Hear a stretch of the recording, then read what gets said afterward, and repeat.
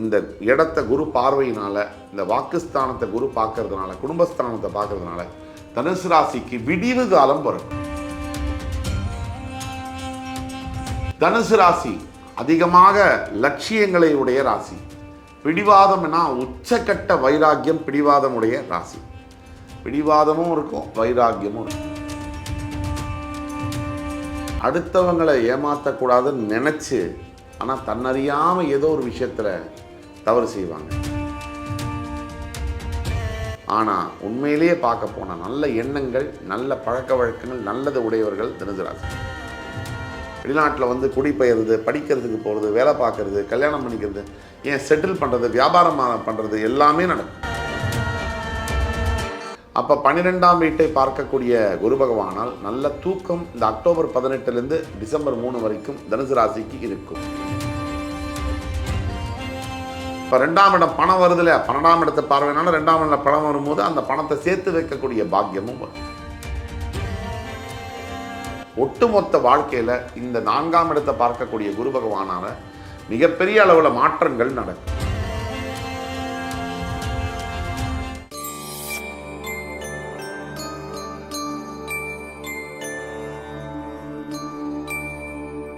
வக்ரதுண்ட மகாகாய சூரியகோடி சமப்பிரபக அவிக்னம் குருமே தேவ சர்வகாரியேஷு சர்வதா. நாட்டுடைய சிவனே போற்றி, என் நாட்டவர்க்கும் இறைவா போற்றி. நண்பர்களே, இந்த புத்தம் புதிய வீடியோவில் உங்கள் அத்துணை பேரையும் சந்திப்பதில் மிக்க மகிழ்ச்சி கொள்கிறேன்.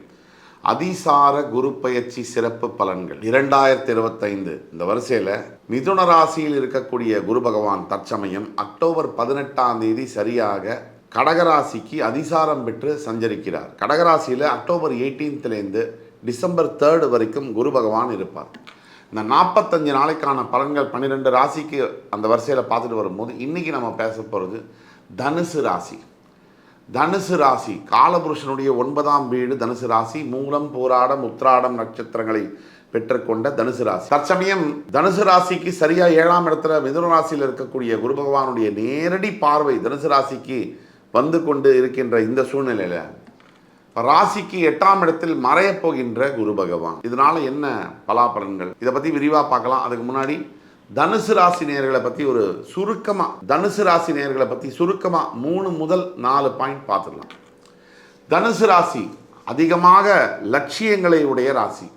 பிடிவாதம்னா உச்சக்கட்ட வைராக்கியம் பிடிவாதம் உடைய ராசி. பிடிவாதமும் இருக்கும், வைராக்கியமும். தேவையில்லாதது பிடிவாதம், தேவையுள்ள விஷயம் வைராக்கியம். ஆனால் எந்த விஷயத்துக்கும் தனுசு ராசிக்கு இருக்கக்கூடிய குழப்பம் என்பது வேற எந்த ராசிக்கும் இருக்காது. தனுசு ராசியை பொறுத்த வரைக்கும் அடுத்தவங்களை ஏமாற்றக்கூடாதுன்னு நினச்சி ஆனால் தன்னறியாமல் ஏதோ ஒரு விஷயத்தில் தவறு செய்வாங்க. உலகம் பூராவும் நான் தான் நியாயம்னு சொல்கிற தனுசு ராசினியர்கள் அவங்களே நியாயத்தை மீறுவாங்க. அதுதான் தனுசு ராசி.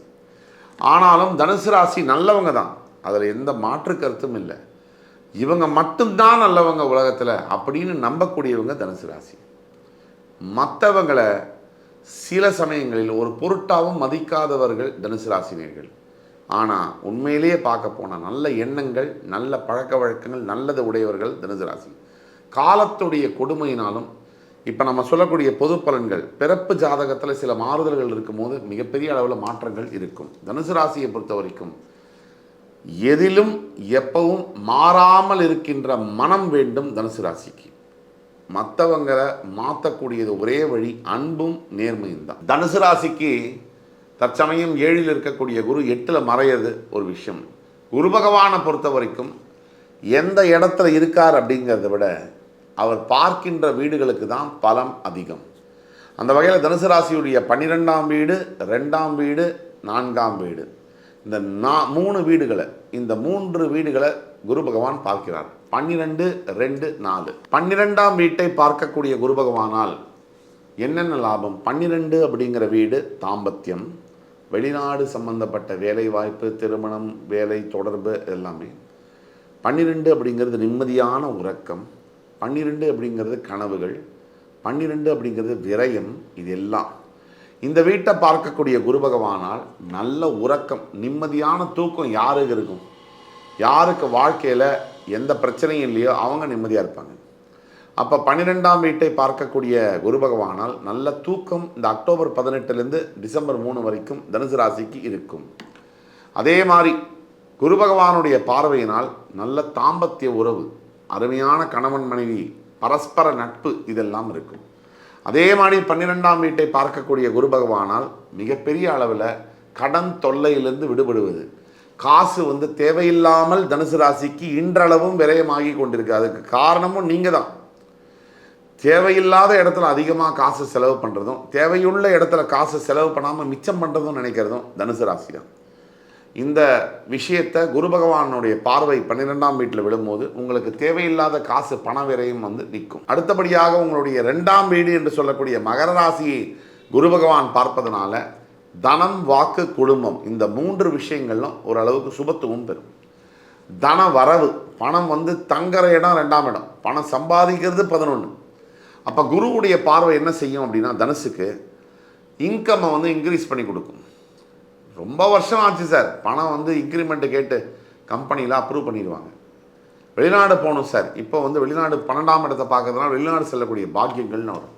வெளிநாட்டில் குடிபெயர்றது, படிக்கிறதுக்கு போகிறது, வேலை பார்க்குறது, கல்யாணம் பண்ணிக்கிறது, ஏன் செட்டில் பண்ணுறது, வியாபாரம் பண்ணுறது எல்லாமே நடக்கும். இப்போ 2ஆம் இடம் பணம் வருது இல்லையா, 12ஆம் இடத்தை பார்வையினால 2ஆம் இடம் பணம் வரும்போது அந்த பணத்தை சேர்த்து வைக்கக்கூடிய பாக்கியமும் வரும். நீங்கள் சொன்னால் நடக்கும். இப்போது இந்த 45 நாளில் அதே மாதிரி வேண்டிக்கிறது நடக்கும். அதே மாதிரி 2ஆம் இடத்தை குடும்பஸ்தானமும் வர்றதுனால குடும்பத்தில் இருக்கக்கூடிய சச்சரவுகள், இன்றைக்கி தேதிக்கு எடுத்திங்கன்னா இந்த குடும்பத்தில் இருக்கக்கூடிய பிரச்சனைகள் மாதிரி ஒரு பிரச்சனைகள் எங்கேயுமே இல்லை. வெளியில் எவ்வளோ பிரச்சனை இருந்தாலும் ஒரு ஆண் மகனாலேயோ ஒரு பெண்ணாலேயோ சமாளிக்க முடியும். ஆனால் குடும்பத்தில் ஒரு பிரச்சனைனா எவ்வளவு ஸ்ட்ராங்காக இருக்கிறவங்க கூட நொடிஞ்சு போயிடுவாங்க. இந்த போக்கை நம்ம பார்க்க முடியும். குடும்பம் நல்லா இருக்கணும் அப்படின்னா கண்டிப்பாக இந்த இடத்த குரு பார்வையினால், இந்த வாக்குஸ்தானத்தை குரு பார்க்கறதுனால, குடும்பஸ்தானத்தை பார்க்கறதுனால தனுசு ராசிக்கு விடிவு காலம் பிறகு நல்லதோ கெட்டதோ, பிடிச்சிருக்கோ பிடிக்கலையோ, கணவன் மனைவி பிரிஞ்சிருக்கீங்களோ சேர்ந்துருக்கீங்களோ, எது உங்களுக்கு நல்லதோ அந்த நல்லதை கடவுள் பண்ணுவார். அதை தான் நான் சொல்கிறேன். சில இடத்துல பிரியறது தான் நல்லதுன்னா அதை செய்வார், சில இடத்துல சேர்றது தான் நல்லதுன்னா அதை செய்வார். இதை மனசில் வச்சுக்கணும். அடுத்தபடியாக உங்களுடைய 4ஆம் வீடு என்று சொல்லக்கூடிய உங்கள் ராசிநாதனோட இன்னொரு வீடு மீன ராசி, அந்த இடத்த 9ஆம் பார்வையாக பார்க்கக்கூடிய குரு பகவான், ராசிநாதனே உங்கள் ராசிநாதனுடைய இன்னொரு வீடு 9ஆம் இடம், அது உங்களுக்கு 4ஆம் இடத்தை பார்க்கறதுனால ஸ்திரத்தன்மை, 4ஆம் இடம் ஸ்திரத்தன்மையை ஏற்படுத்தும். எதில்? வீடுகளில், நிலத்தில், ப்ராப்பர்ட்டி, இமூவபிள் அசெட்ஸில் ஸ்திரத்தன்மையை கொடுக்கும்.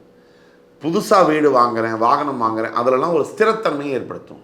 ஒட்டுமொத்த வாழ்க்கையில் இந்த 4ஆம் இடத்தை பார்க்கக்கூடிய குரு பகவானால் மிகப்பெரிய அளவில் மாற்றங்கள் நடந்தே தீரும். தாயாரோட உடல்நலம் மிகப்பெரிய அளவில் இம்ப்ரவைசேஷனை பார்க்கும். அதே மாதிரி சமுதாயத்தில் உங்களுடைய அந்தஸ்து, செல்வாக்கு இதெல்லாம் மாறும். எந்த இடத்துல நீங்கள் அவமானப்பட்டீங்களோ, அந்தந்த இடத்துல யார் அவமானப்படுத்தினாங்களோ அவங்களே ஒன்று உங்கள்கிட்ட மன்னிப்பு கேட்குற சூழ்நிலை ஏற்படுத்தும், இல்லை அவங்கள தாண்டி ஓவர் கம் பண்ணி நீங்கள் அவங்க முன்னாடியே பெரிய அளவில் வாழ்வதற்கான சந்தர்ப்பத்தை ஏற்படுத்தி கொடுக்கும்.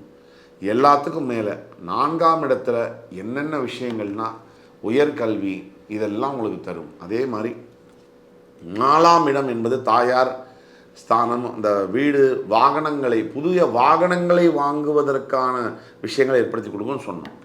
எல்லாத்துக்கும் மேலே ஒரு விஷயம், நம்ம ஆரோக்கியம், சுகஸ்தானம். என்ன சம்பாதிச்சு பேரு புகழெல்லாம் இருந்தாலும் நமக்கு ஆரோக்கியம் இல்லைன்னா அத்தனையும் பைசா பிரயோஜனம் இல்லை. இந்த தத்துவத்தை உணர்த்துவதற்காக குரு பகவான் உங்கள் 4ஆம் இடத்தை பார்க்கிறார். அதிசார குரு விசேஷம். உங்கள் சுய ஜாதகத்தில் மட்டும் நான் இப்போ சொல்கிற விஷயங்கள்லாம் பொது பலன்கள்.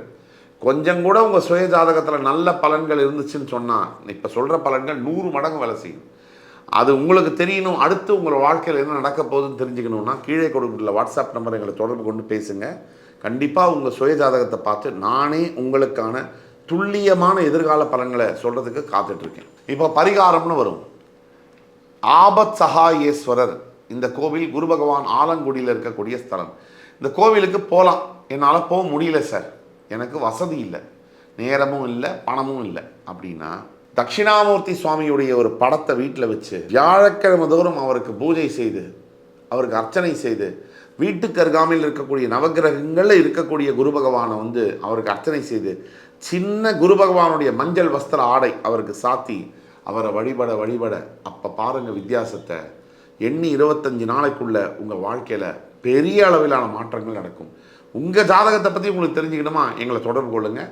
இன்னும் துல்லியமாக உங்களுக்கு என்ன நடக்கும் அப்படிங்கிறத பற்றி விரிவாக பேச முடியும்.